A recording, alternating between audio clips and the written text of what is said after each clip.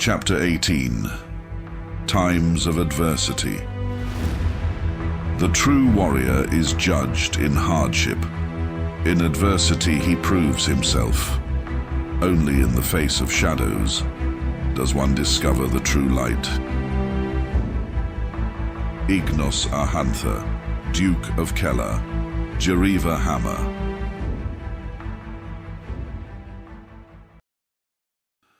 The rain lashed their backs with inhuman fury. Grab the bridles! Don't let go! I've got him! Hansi did what he could. His strong torso and powerful arms pulled with all their might on the leather straps attached to the animal's muzzle.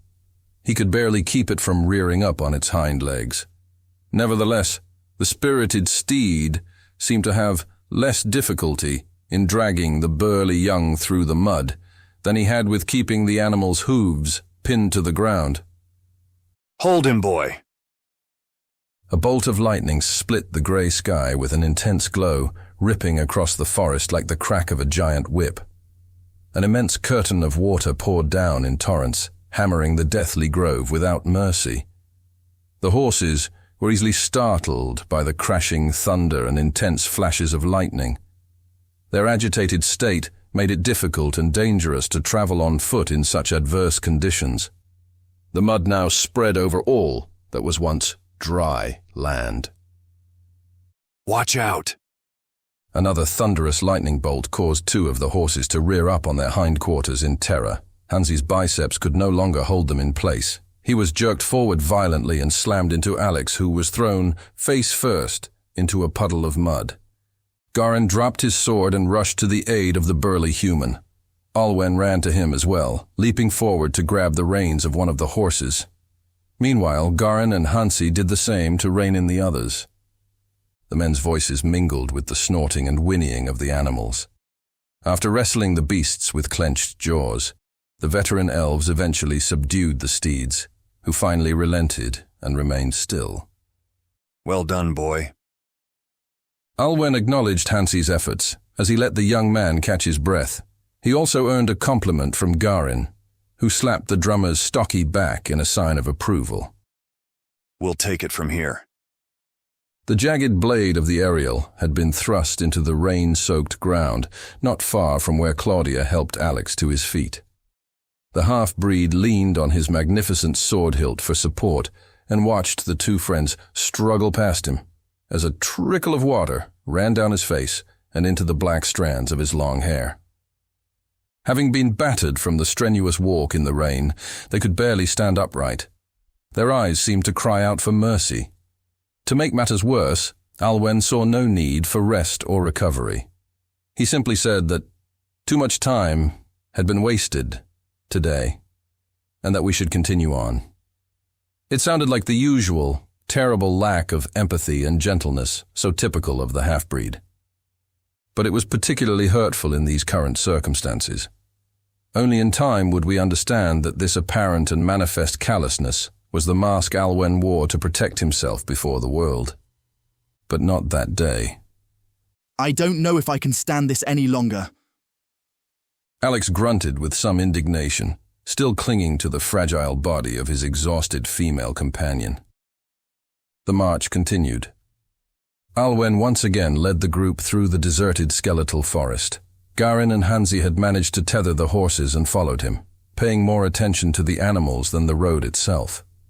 For Alex and Claudia, the world seemed to have forsaken them. Everything seemed to go on without end. Under that leaden grey sky and its driving rain, they both felt abandoned and alone.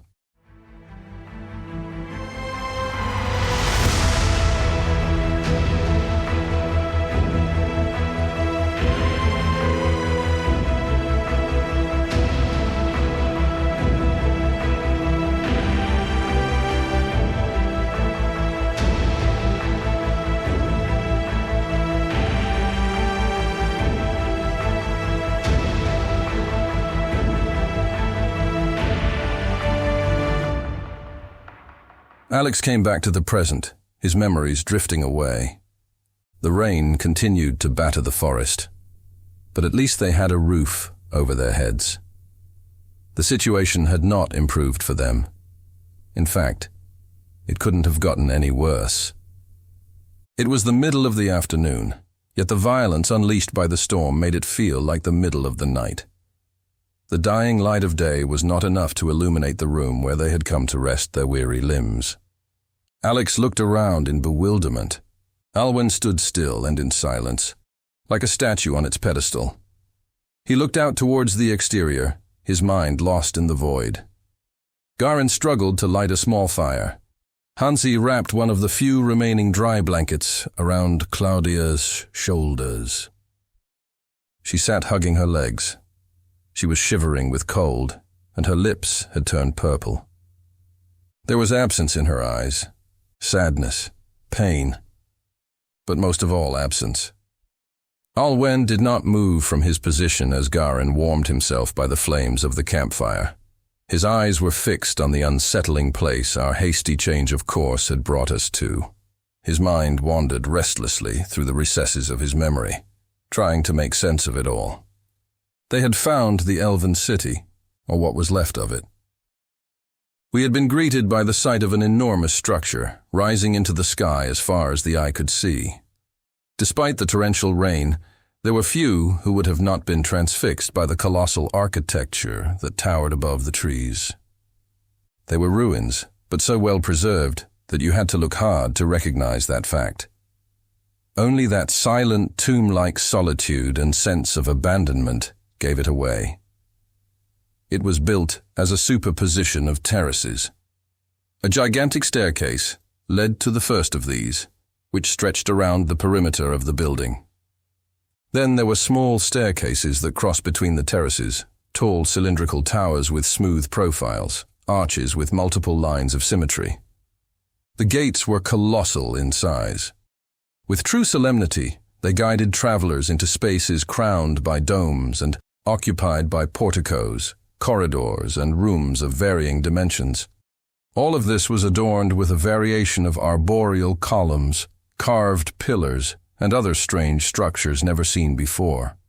Its silence was awe-inspiring. To find it so deserted and still, absent from the civilization that had built it, made it seem even more majestic. Somewhat eerie, too, despite the variety of shapes and forms in the ruined structure. One common element abounded within this magnificent architecture. It was stone. The stone from which this vast place had been built. A deep green-colored stone with a glazed appearance which was lined with grayish veins. It gave shape and uniformity to the whole place, making it seem as if it had been chiseled from a single massive piece of masonry. Seeing how the vegetation had spread over the walls and throughout the rooms, it was easy to imagine that this elegant colossus had originally been carved from the green of the forest itself. With strands of his rain-soaked hair sticking to his forehead, Garin looked at his dark-haired companion with an expression of apprehension on his face. His blue eyes were filled with fear. Fear accentuated by the hardships they had just endured, by the irrefutable evidence in front of them, by the knowledge that they had reached the very heart of the legend. Alwen looked back at him with a troubled expression. Deep down, he didn't like the situation either. He knew where his blonde companion's mind was at the moment. Then he turned his eyes back to the impressive ruins that towered before them. There was a magnetism about the place that was impressive. Like a treasure from the past, it exuded a captivating aura, a little nostalgic and a little hostile. Maybe too hostile. What is this place? Asked Alex, trying to raise his voice above the sound of the torrential rain that still assailed the group. I suspect it is the remains of the palace. Alwen responded, without looking away from the massive green-hued structure before him. We have arrived at the heart of the old city, the former home of the custodians. They had found the city of Alwen's stories, now only ruins. The old city had stoically resisted the passage of time that seemed to have stopped within its walls. It was ancient, there was no doubt about it. The elves had ceased to live in this stone abode since those distant days of misfortune. Only the clans of Ulstaya Eirimhal, the sacred garden of Sendriel, still kept the old traditions and customs, and they were far, far away. The city existed. A bitter chill ran through the group, and a wave of unsettling emotions took root in their hearts. Up to now, the hellish rain had served to divert their attention from their real enemy. Their minds had been too busy trying to find a firm foothold or a place to shelter rather than worry about their real problems. Olwen's comment had brought those worries flooding back.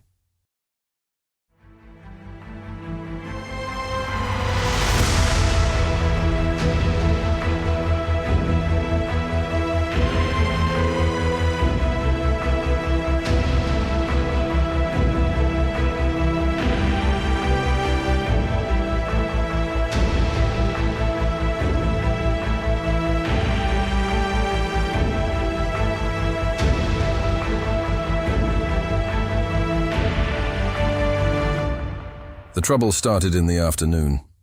The dark gray clouds gathering overhead were a harbinger of the storm to come.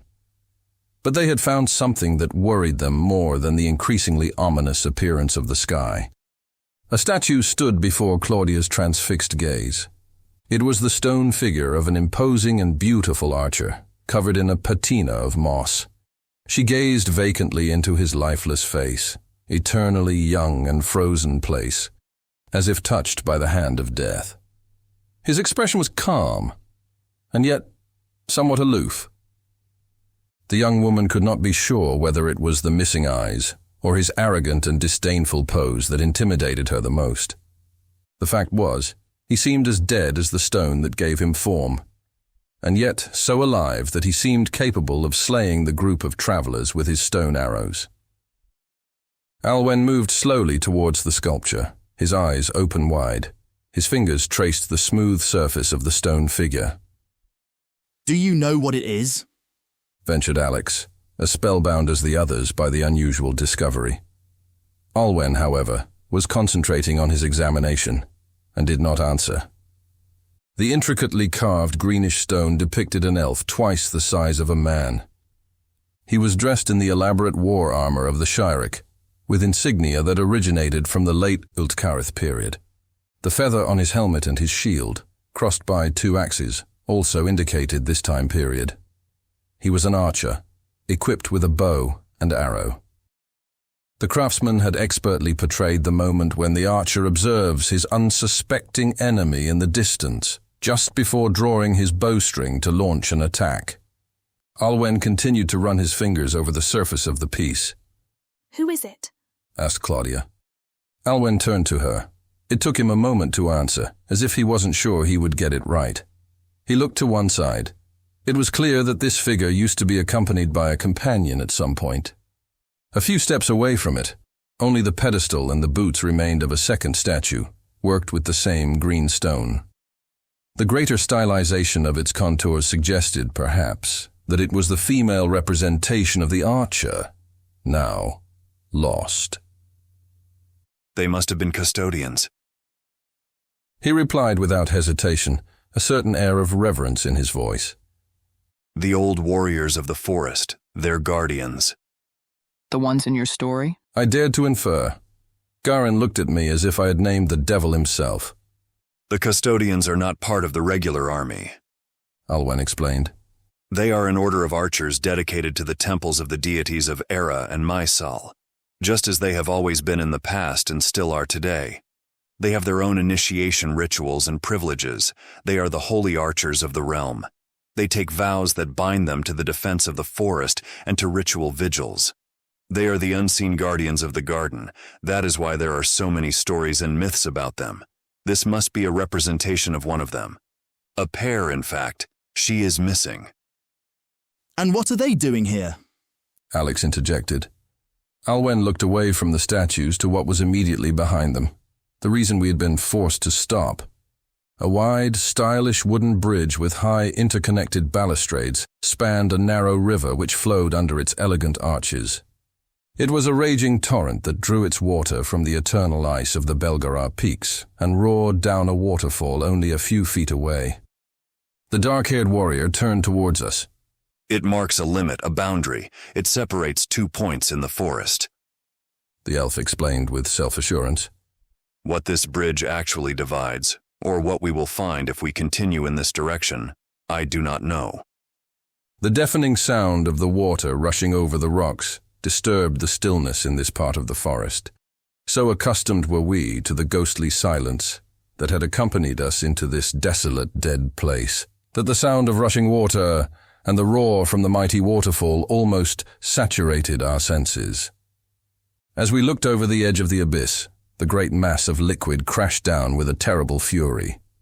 A perpetual mist of water vapor rose from the depth below, from which the river continued its journey with a perpetual murmur.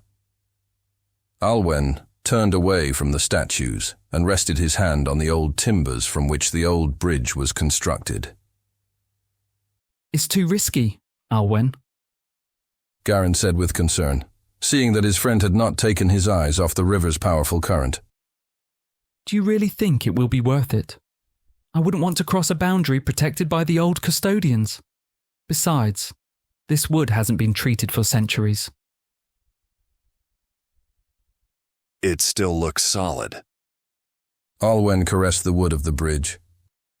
The secrets of the old master carpenters ensure that these timbers could withstand thousands of years without falling apart.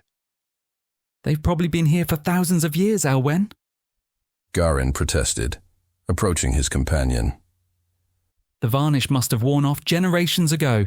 Perhaps it will only take one step on these timbers for the whole bridge to collapse beneath our feet. But that was not the blonde archer's real fear. No doubt the ancient lacquer used to treat the wood had managed to keep the structure intact, albeit worn by the elements. The danger of collapse was real, but what worried Garin most was the thought of getting too close to the sacred places of this cursed forest. The presence of these guardian statues was a clear warning. Although the entire forest was under the protection of the custodians, the place to which this bridge led must have deserved special attention. Those stone sculptures revealed the danger. Beyond this bridge was forbidden ground. To cross it was to break with ancient traditions. Alwen turned to us, looking directly at the blue-eyed half-elf. I don't doubt that crossing this bridge will be an adventure for many reasons, Garin, but we could spend several days looking for another way across the river. I'd like to be somewhere safe when the storm comes, he added, looking up at the sky. Menacing black clouds were gathering and moving towards our position. Several angry thunderclaps in the distance were an early warning that this storm was coming with a vengeance. It was clear Alwen preferred to cross the river by the time the inevitable happened. What if we continue upstream? I suggested. Perhaps there is a better way to cross. The question, my boy, is whether we should cross this river here or somewhere else. Garin explained with some dismay. This is no ordinary forest. We are clearly warned away from here, he said, pointing to the stone archer watching over the bridge. The threat hung in the air, and it made us more uneasy than we cared to admit. Garin, your custodians are dead. The guardians of this forest ceased to exist 1,000 years ago. I will not discuss ghost stories. Alwen gestured with his hands to indicate that he was beginning to tire of the superstitious fears that worried his blonde companion so much. Look at the sky, my friend. All the water of the seas is going to fall on us if we don't start moving right now. That will be the real problem, not your dead people. Garin twisted his face into a grimace of disapproval, but this was a battle he could not win. He knew his friend too well to know that they would all cross these old timbers eventually. The question was when, and at what cost. He decided not to waste his breath and time on the matter. I'll cross with the horses first, one by one. Alwen set out his plan. If it holds, then we could parade a whole column of infantry through here without problem. So, then you will cross 3 at a time. Well, maybe it wasn't the best idea. It probably wasn't even the most sensible. Crossing a wooden bridge over 1,000 years old would be unthinkable in our world. But the fact was that this bridge looked in great shape for its age. It was very confusing for us. It had lost most of the beauty of its golden age. The coating of the once beautiful light blue paint was barely visible. Apart from that, and some other more obvious deterioration, I would have bet that this grand structure was younger than any of us. Olwen patiently crossed the horses one by one, without incident. When he returned from his first trip, he alerted us to the condition of the wood. It creaks badly in some places, He warned us. Watch where you step and I think it will hold. Alex, Hansi, and Garin, you will pass after I cross with the last of the horses. The rest of you follow later, so get ready. The old planks creaked ominously as Alex cautiously made his way across them. A shiver ran down his spine, and the passage of saliva down his throat became a little more difficult. He almost turned around and headed back. Olwen, from the other side, encouraged him to move forward without fear. He had managed to cross with half a dozen horses without much difficulty. He did not understand the boy's concern. Come on, boy. Garin said as he passed him. Walk where I walk, if it makes you feel more comfortable. The young man had no choice but to pluck up courage and continue his slow, anxious advance in the footsteps of the elf. Hansi accompanied him without comment. After walking a few yards over the bridge, he almost felt as if his body was floating above the raging mass of water that flowed beneath him. It was as if he was walking on air. The spectacle was magnificent and breathtaking. Despite the length of the bridge, they made the crossing without incident or regrets, to the relief of all. Now it was the turn of Claudia, Dickie, and me to start our traverse. Then the problems began. We had barely covered a few steps on the bridge when we noticed that Dickie had fallen behind, halting just before the first crossbeam. I turned round and saw him standing there, rooted to the spot, looking down at the turbulent water below. There was only a short distance between us and the river, which plunged violently over the precipice a few paces beyond. However, the roar of the foaming torrent was enough to intimidate most people. The waterfall was not a great drop, but I have to admit that it still looked impressive. Dickie's fallen behind. I called out to Claudia. She turned to see what was happening behind her. Great. She muttered. That idiot had to get himself noticed. It took that asshole long enough. She turned to him and shouted. Dickie looked up, as if her voice had snapped him out of a trance. Only then did he seem to realize that everyone was waiting for him. Are you coming or what? The youth took a step back away from the edge of the bridge and shook his head. I'm not taking one step further. I'd rather die than cross like this. Claudia sighed with resignation, as if she was the mother of a naughty child. For God's sake, I'm so sick of him, I'm going to spank him myself this time. I hid my smile at her comment. She looked at me, and then at those waiting for us on the other side. You go on, okay? I'll try to convince him for his own good. Otherwise, Olwen will go absolutely mental. I wanted her to believe that I would obey her instructions. But I only continued a few steps further. I turned to see how she would deal with the arrogant git. Not that I would be of much help if things got serious, but I felt more comfortable this way. Come on, man, don't screw it up this time. She called out as she approached him. I don't know what you're going to get out of this unless it's just to piss off Olwen again, but I wouldn't try it if I were you. The marks on Dickie's face had disappeared after Garin's miraculous magical intervention. The healing spell had made the huge bruises from his previous encounter with the half-breed disappear. Olwen had made it clear that he would not tolerate any further disobedience. I'm not going over there. I don't care how he takes it. Bloody hell, man. You can really make things difficult. Claudia glanced back to the other side. Olwen was busy untying the horses and hadn't noticed the situation. But the others were beginning to suspect that something was wrong. And it was only a matter of time, a very short time, before the fury of the half-breed would be unleashed again. If he comes for you, he'll drag you by the ears to the other side, you know, and that's if he's having a good day. Claudia! Came Garin's voice from across the river. She guessed the half-elf's reasons for calling her, so she turned and tried to reassure him with a gesture of the hand. What the hell is going on? asked Alex aloud. Why aren't they moving? It's that moron again. Hansi said. Who knows? I don't like this. What's going on? Alwen's stern voice could be heard behind them. Dickie looked over nervously to the far bank, fearful of the half-breed's reaction to the delay. There was a battle raging inside him, but no one could see it.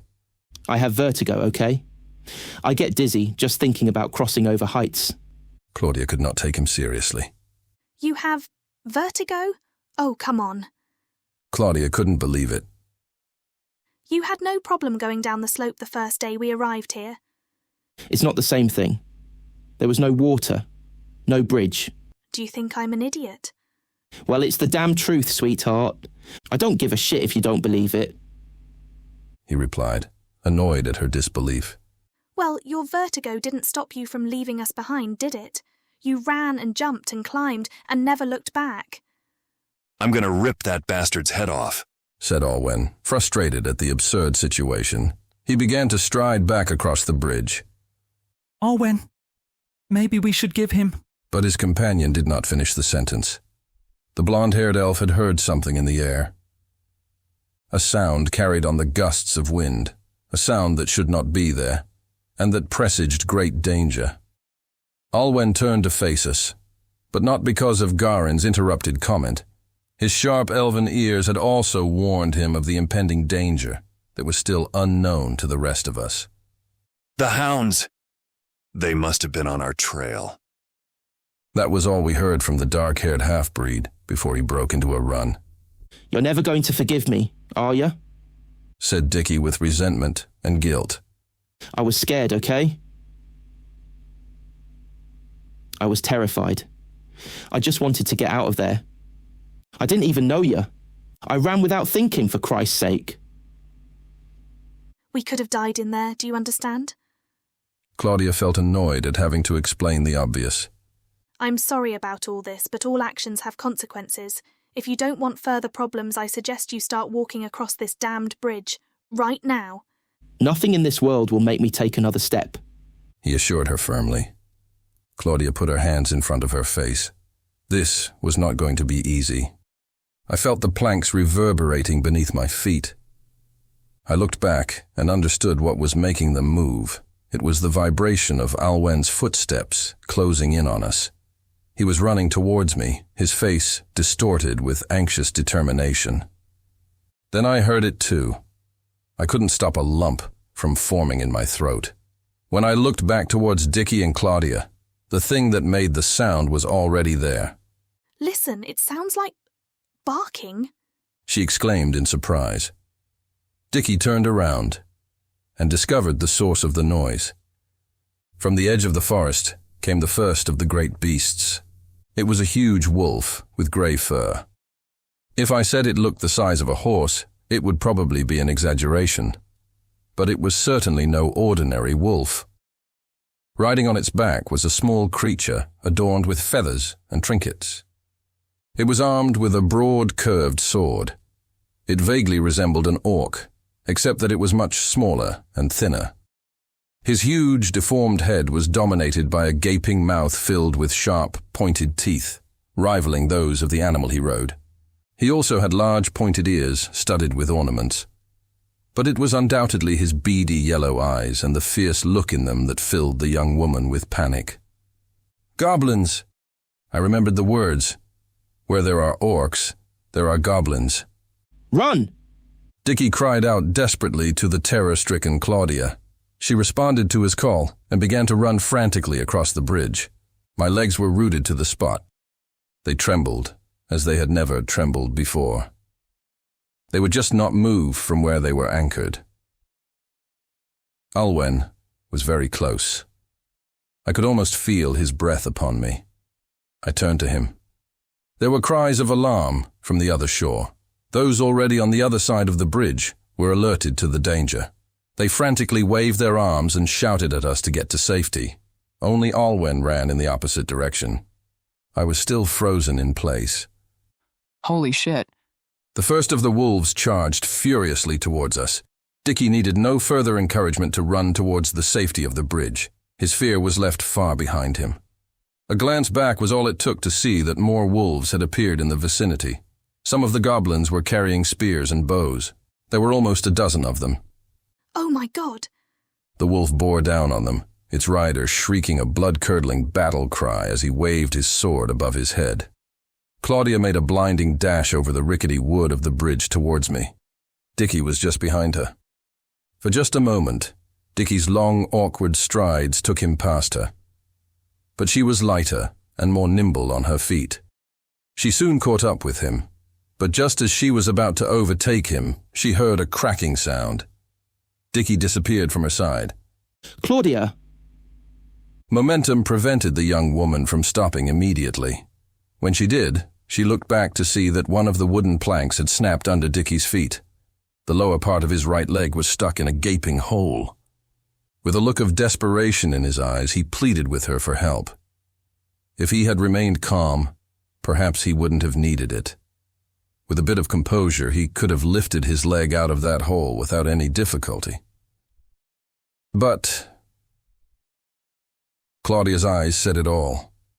Dickie felt a suffocating wave of heat wash over him from top to bottom. He turned his eyes away from the young woman and looked back toward his pursuer. The wolf and its ferocious rider were upon him. They barely gave him a chance to raise his arms in a vain attempt to protect himself. The goblin swung his sword furiously at the unarmed youth. A cloud of blood sprayed from his chest. His fate was sealed. Claudia stifled a horrified cry. Her legs buckled and she dropped to her knees on the hard wooden surface of the bridge. The wolf did not stop and charged headlong towards her. The other pursuers followed in its wake. It happened so fast I barely had time to take it in. My mind refused to accept what had happened. Dickie's body fell limp like a ragged doll, collapsing onto the timbers that had trapped him. At that moment, I thought we were all going to die right there. Alwen's blood pumped furiously in his veins as he raced towards us. He had not even stopped to draw his sword. The bridge seemed endless. A goblin arrow whistled past him, almost brushing against his jet-black hair as he deftly dodged out of its way. Even that didn't stop him. Claudia was paralyzed with fear. She heard the voices of her friends from the other side of the bridge, desperately calling out to her. But she could not take her eyes away from Dickie's lifeless body. He was lying face down, a dark pool of blood spreading out on the wooden surface of the ancient bridge. Sensing impending danger, she instinctively looked up at the shadow falling upon her. The wolf and the hideous creature that rode it were only a few paces away. The sword, bathed in poor Dickie's blood, was raised above her head. She would be the next to taste its vicious edge. But that sword never found another victim. A hiss of death pierced the air. The creature threatening her was catapulted from its saddle with an agonized screech. Claudia's face was splattered with blood. She watched in shock as two more arrows pierced the thick neck of the giant wolf. She had almost no time to comprehend what was happening. They struck within seconds of each other, stopping her attacker in its tracks. Garin knocked another arrow to his bow. There were too many targets. If they didn't get out of there soon. Claudia! The girl recognized the blonde half-elf's voice, snapping her out of her stupor. Run, run! The rest of the wolf riders began to fit arrows to their bows. She jumped to her feet and fled away from them. I saw her approaching me, her face a mask of fear and desperation. Then I reacted too as she passed, and I finally managed to move my legs and sprinted after her. The growling of the wolves drove me to panic. Adrenaline pumped furiously through my veins, making my legs move as if they had a mind of their own. Alwen had almost reached us. The scene before his eyes was worrying. The pack was almost upon us, eager to tear into the flesh of their prey. His hand reached for the bone-carved lady on his belt. Another rider fell from his mount, pierced by an arrow. Nothing could stop Alwen in his furious rush forward. Nothing but the unexpected death of that goblin. It was not Garin's arrows that had brought down the enemy this time. The blond archer froze, his fingers gripping the string that held his arrow in place. The opponent had been slain by an unseen hand. Who could have helped bring down their assailants? There was nobody in these woods. No one but our little group of travelers. No one. Alive, of course. And an oppressive heat began to ripple through his body, rising from his legs to his chest. It was the first of many arrows. 2 more riders and their mounts fell under a storm of projectiles. The goblins quickly realized that they were being attacked from several directions and became disorganized. Olwen could not believe it. Garin did not want to. From the undergrowth, from the trees, phantasmagorical figures began to emerge with a theatricality and grace that could only be associated with the elven race. They wore ancient elven armor that hid their features, assuming there were any features to hide beneath those elaborate helmets of golden metal. They were armed with spears and bows. They seemed to be in no hurry. They appeared from every direction. There were at least a dozen of them. Their arrows sowed death in this forgotten corner of the forest. Their long spears were deployed without pity against the wolves and their riders. Cries of pain and despair echoed through the trees. Alwen was petrified by the sight before him. The ancient Shiric custodian seemed to have risen from the dead. But something unforeseen made him react. In my desperation to flee, I stepped in the wrong place. Perhaps it was a loose plank, or perhaps the ancient wood had weakened from unaccustomed use that afternoon. Whatever the reason, the floor of the bridge gave way right under my feet. I heard a mighty crack. The wood disintegrated, and I crashed through several planks beneath me. I felt myself drop like a stone as the irrepressible force of gravity pulled me down. The fear... I don't know how I did it, but my hand managed to grab hold of a crossbeam that spanned the underside of the bridge. I felt a sharp, painful tug on my arms as they prevented me from falling into the rushing water below. Half of my body hung in the void. The other hung precariously from the rough timber. Alwen regained his composure. He sprinted towards me. Don't let go! Hold on! He shouted at me as he ran. He passed Claudia. She hadn't realized what had happened to me and was surprised to see him rush past her. She stopped and looked back. The scene she saw overloaded her emotions and senses. It took her a moment for her to clear her head. I had disappeared from the bridge. In my place, there was only a gaping hole that hadn't been there moments before. Alwen reached into the opening and tried to grab me. Claudia looked to the side of the bridge from which she had started her traverse. Through the chaotic haze of her disorientated senses, she witnessed an unimaginable scene of slaughter and death.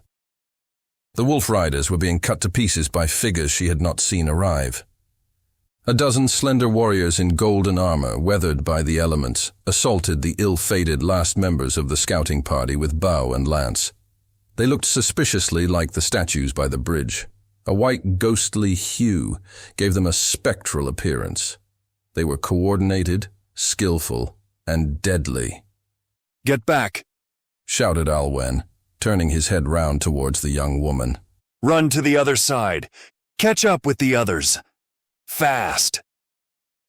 Confused, Claudia turned her eyes to the other end of the bridge. Her companions were shouting and gesturing for her to keep running towards them.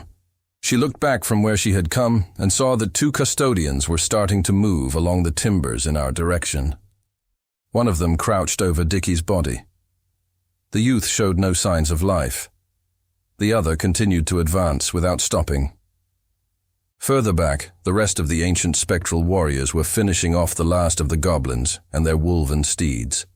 Then they began to regroup.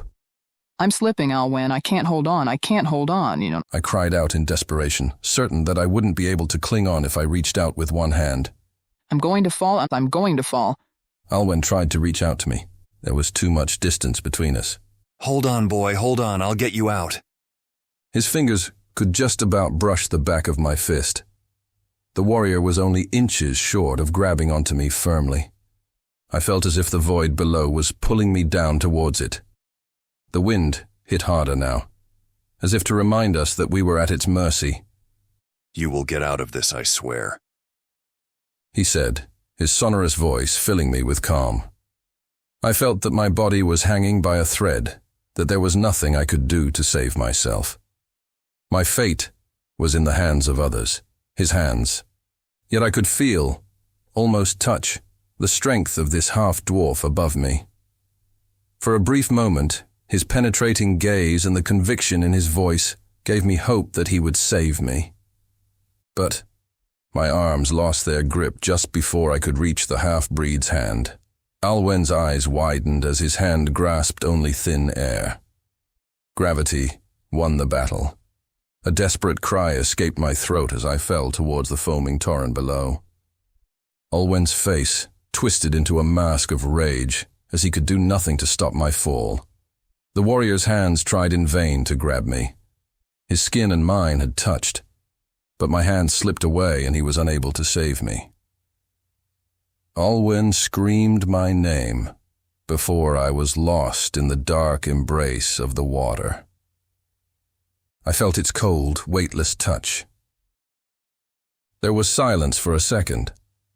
Then I felt the terrible force of the current sweeping me away. My world plunged into darkness. Alwen stood up in despair as he lost sight of me under the water. When he looked up, he found one of the custodians just inches from him. It was standing on the opposite side of the gaping hole through which I had fallen. It was a suit of armor, battered by the centuries. It stood still, staring at him from the shadowy recesses of its louvered eyes. A pair of glowing pupils lurked in the darkness. The two figures stood face to face, not moving a muscle. The half-breed did not even notice the others walk steadily towards them. They faced each other, motionless, still, tense. 1,000 options ran through Alwen's mind at that moment, but his only thought was to pierce the worn mask with his intense gaze.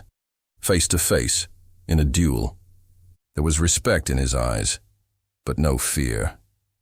2 more custodians approached them and joined the silent duel. No one moved a muscle. Alwen puffed out his chest defiantly and turned his back on them.